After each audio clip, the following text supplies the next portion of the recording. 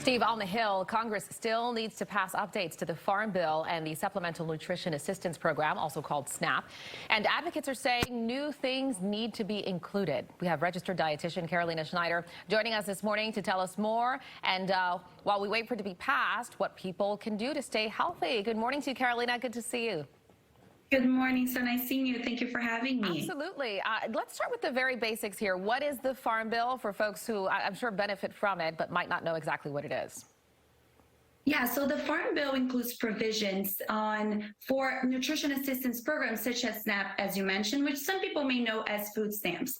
And food stamps, or SNAP, puts food on the table for more than 40 million Americans. That's a lot of people. And out of those, 70% are families with children. So people really depend on SNAP to feed their families. And we know a lot of advocates are saying that is increasingly the case as far as folks who are dependent on that program.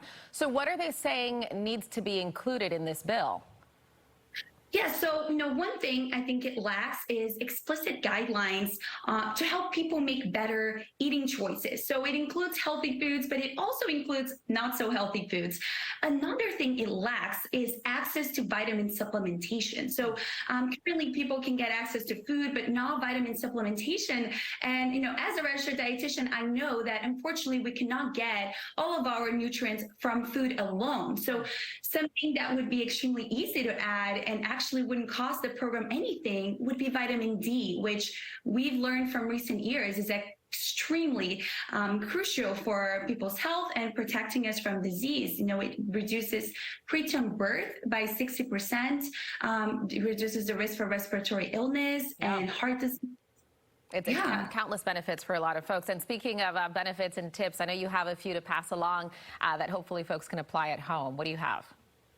Yes, absolutely. So the first thing, that people can do to get Congress to get vitamin D into SNAP so people have more access to this important vitamin is just to talk to your local Congress people. And that can be done at allforvitamind.org. It's actually very easy.